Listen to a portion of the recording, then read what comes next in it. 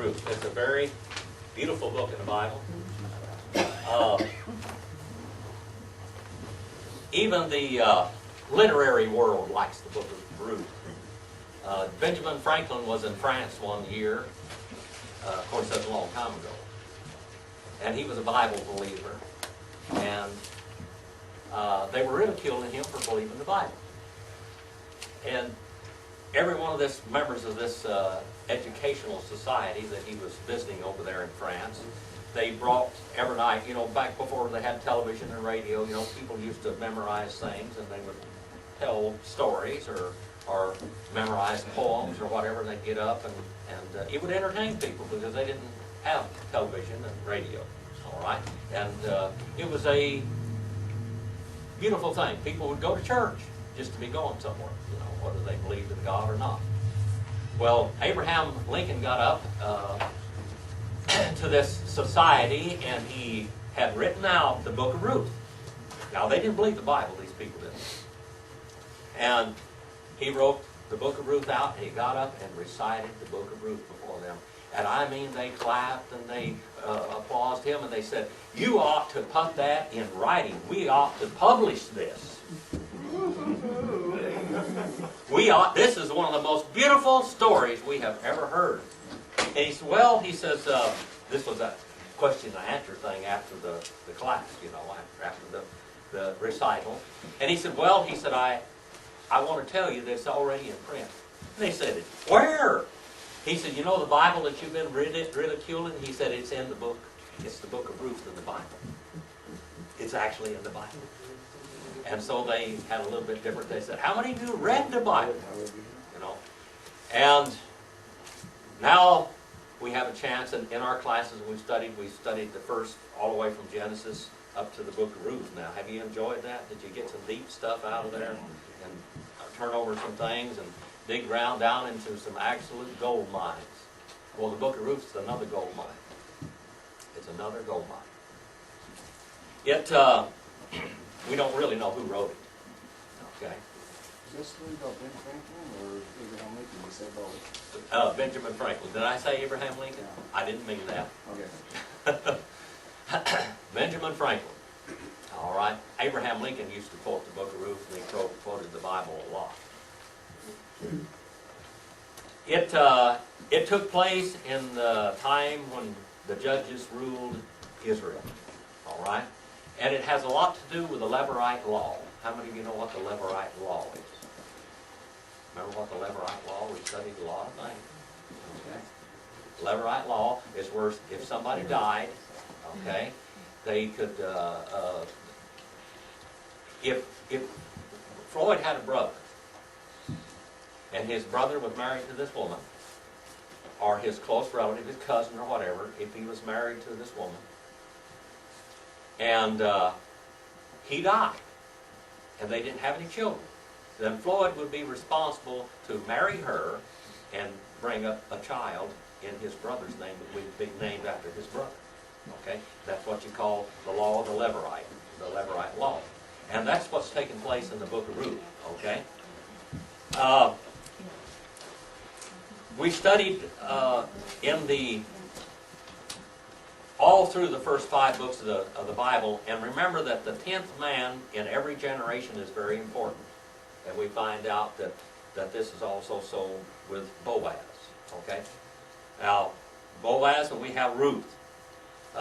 Let's go to the book of Ruth, and let's start looking at it, okay? Let's look at it. We come to the first part of it. We have it's a love story, by the way. And it starts out with love's resolve and love's response and love's request and love's reward as it goes down through there, and we're going to see this. Now, verse number 1, chapter number 1, verse number 1, and who's got your Bible open? Brother? David. All right.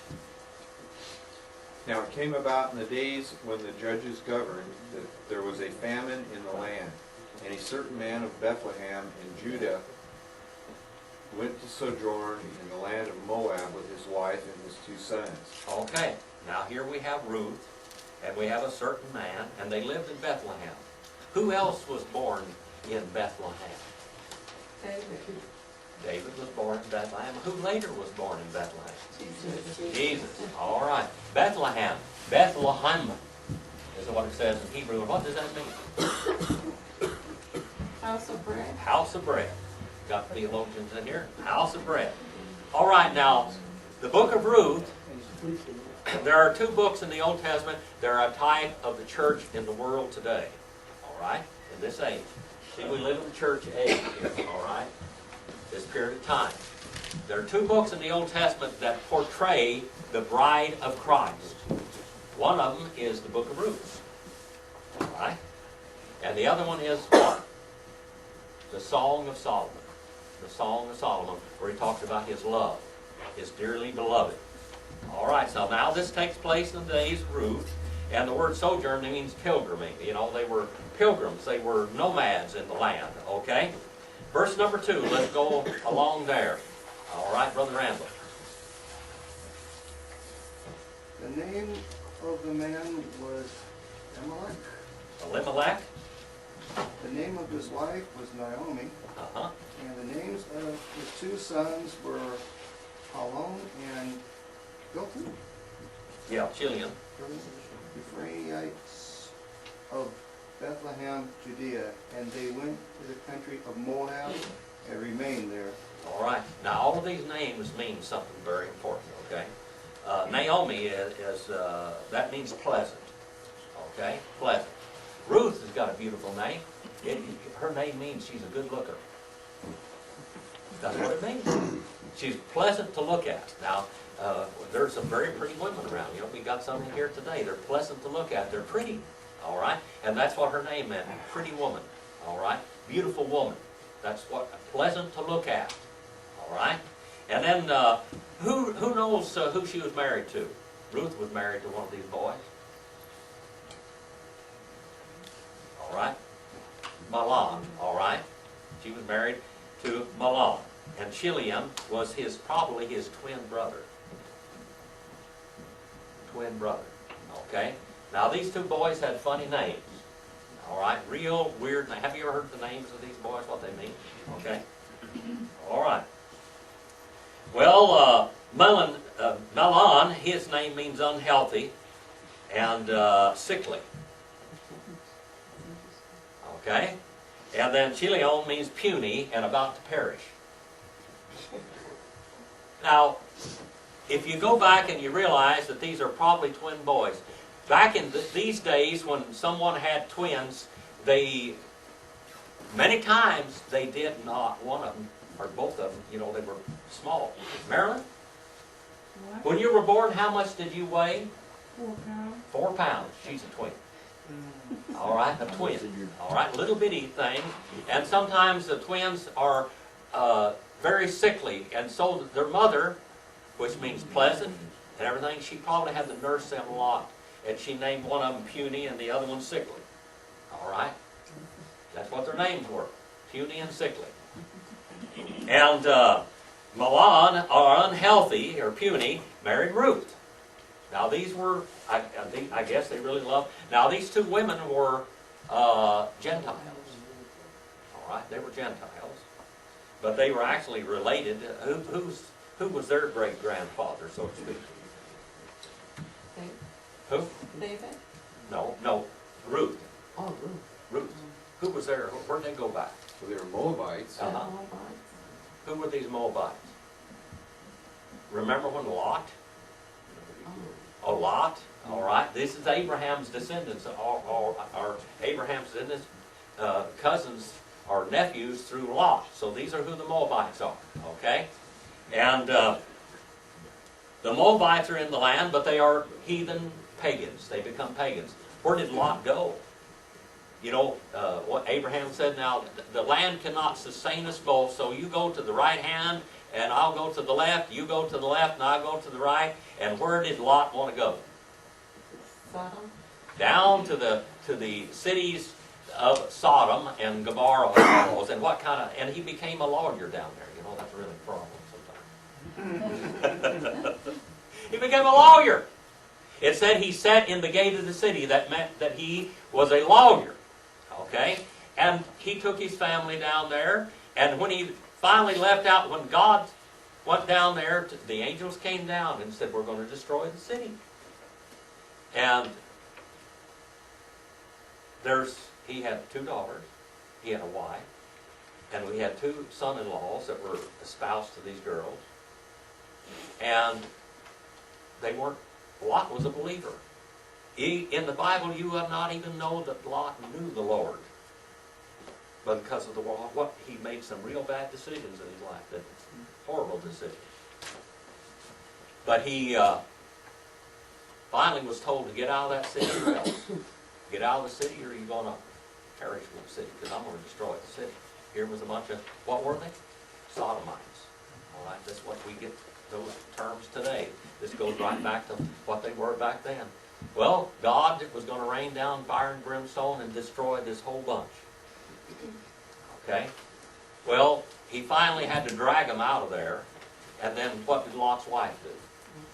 He told them, don't you dare look back. Don't you dare look back onto the world. That's the type of the world. Don't you dare do it. And when she did, she turned into a pillar of salt. Okay? And basically, as far as we know, it's down there where the Dead Sea is.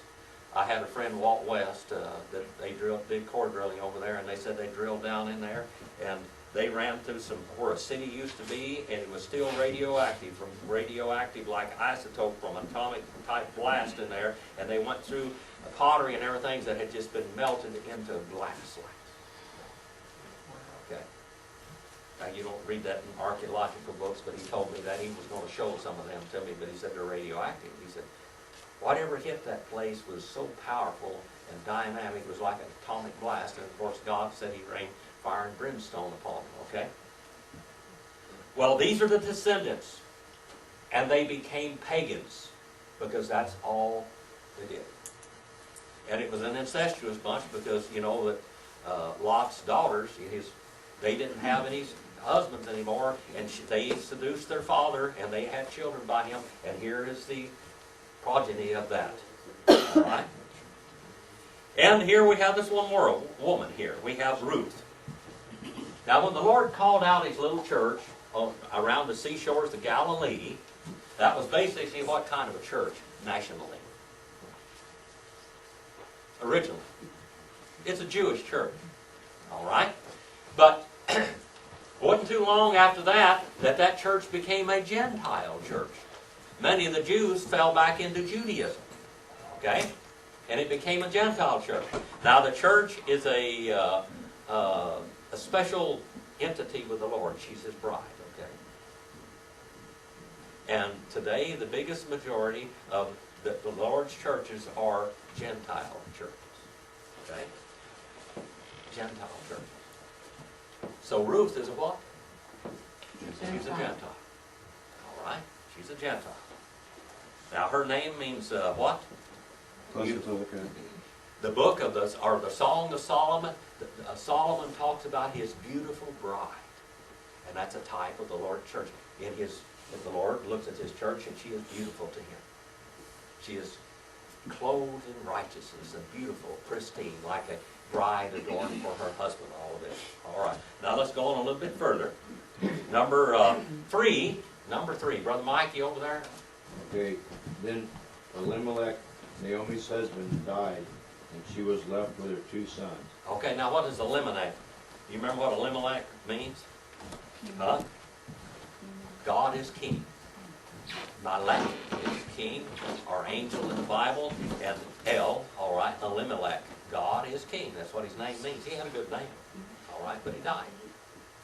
Okay, he died. Let's go on a little bit further now. Randall? Number 4. Now they took wives of the women of Moab. The name of the one was Orpha. The name of the other Ruth. All right. And they dwelt there about 10 years. Okay. Here the name Ophrah. Now what does Ophrah mean? That means fawn. Like a fawn. You know how pretty a little fawn is? That's what her name meant, fawn. Okay. Rachel, are you over there? Would you like to read number 5? Number 5. Then both Naaman and Chilion also died. So the women survived her 2 sons and her husband. All right, now all we have is girls left here, women left. We have a household of women with no protection, okay? No protection. And Sister Andino, number 6, and go 6 and 7 and 8, okay? I'm gonna ask Jessica, since she's the first time here, to read those verses. Okay, you want to do that? Sure. When she heard in Oha that the Lord had come to the aid of his people, yeah, almost it, by providing food for them, Naomi and her daughter, Yeah, it's just different translation. yeah, sorry about that. Naomi and her daughter-in-law prepared to return home from there. With her 2 daughters-in-law, she left the place where she had been living and set out on the road that would take them back to the land of Judah. Okay, now they're going to go back to the land, okay? Then Naomi said to her 2 daughters-in-law, "Go back, each of you, to your mother's home. May the Lord show you kindness to you, as you have shown to your dead and to me." All right, and I said, go back home. That's what Naomi says, go back home to your families. I'm a widow, I'm going to go back into my land. I'm going to go back home. She had heard that things were better in Bethlehem and the famine was not in the land anymore, so she's going to go back. And her whole idea of going back is she's going to try to find somebody to redeem her land, okay, because they had left their land. All right. Brother Bill, number 9 and 10. The Lord grant that you may find rest, each in the house of her husband. So she kissed them, and they lifted up their voices and wept. And they said to her, "Surely we will return with you to your people." All right, now both of them wanted to return with them, with her to her family and her people. Now they had never been there before, remember. These girls are going to a strange land, and they're going to be strangers in the land. And how do the Jews look upon Gentiles anyway? Dogs. Dogs, okay? Look upon them as dogs. And we are a Gentile church today.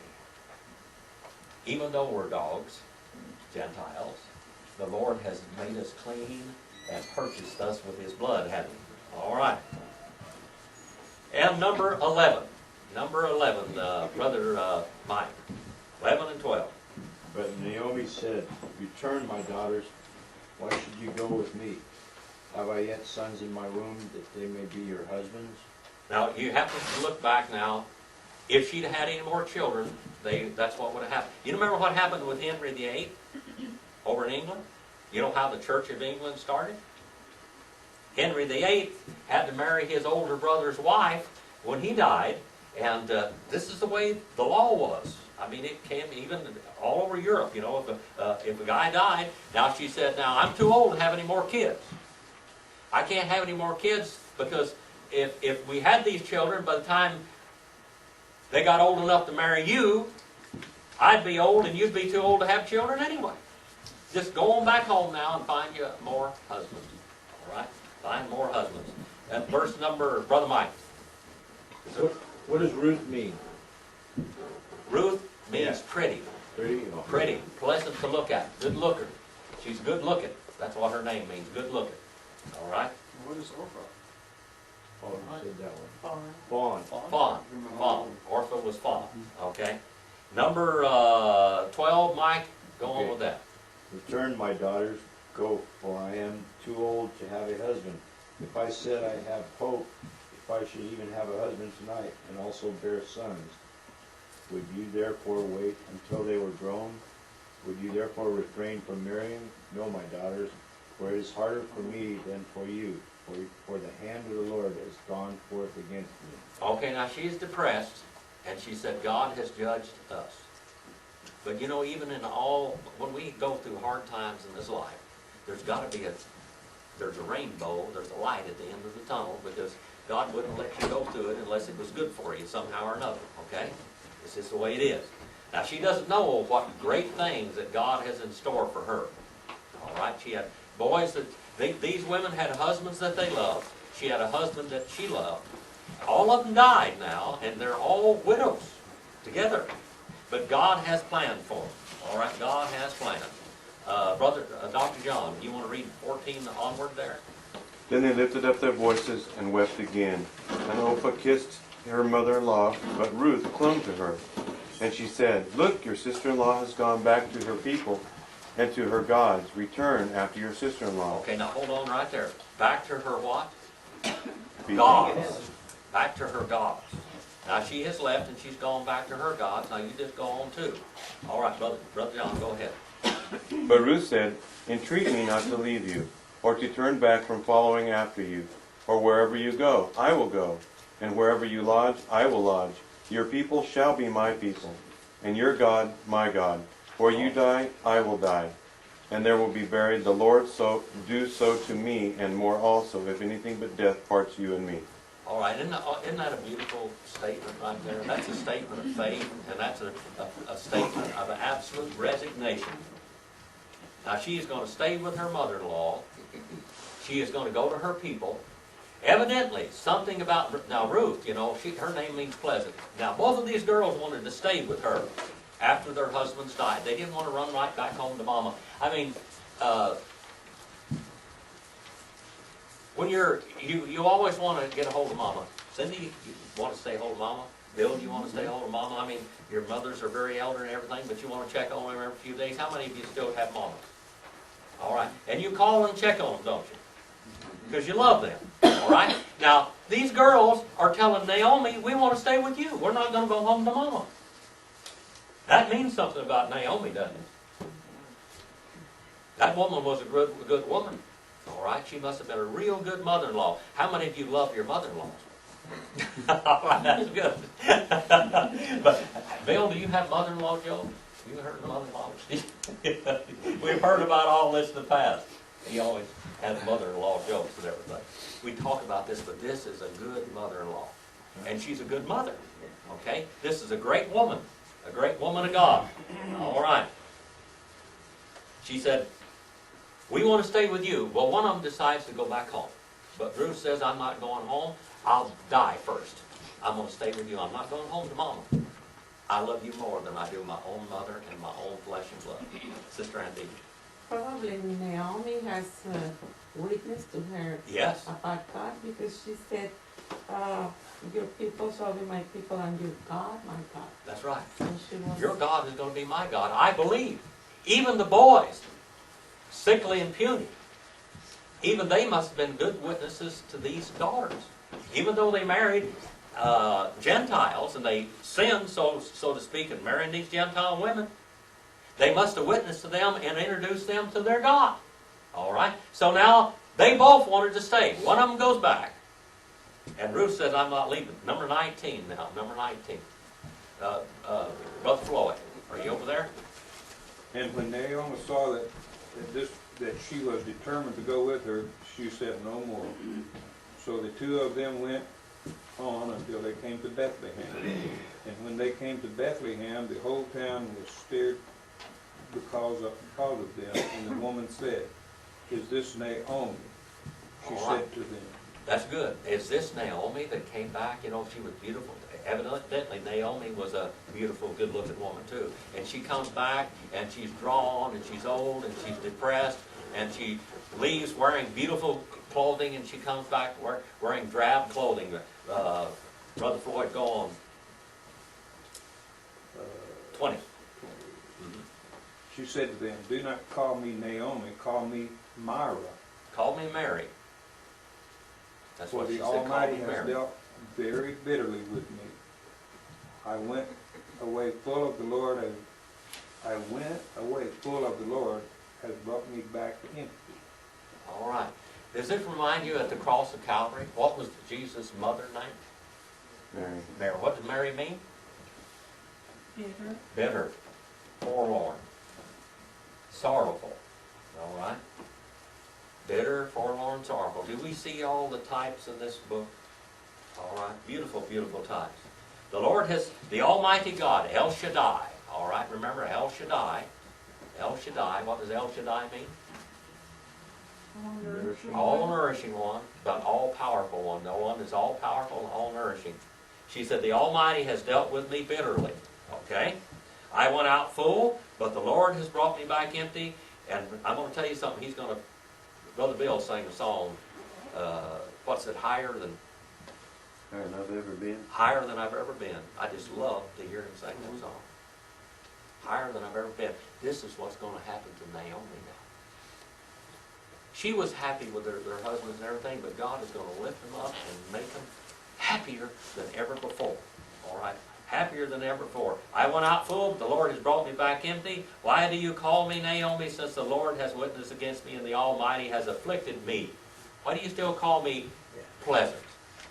Now I'm depressed and I'm weary and I'm sad and sorrowful. Okay? Number 22, Brother Floyd.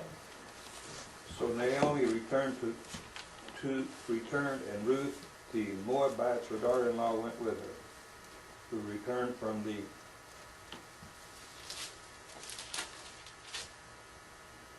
the country of Moab, and they came to Bethlehem at the beginning of barley harvest. Off the barley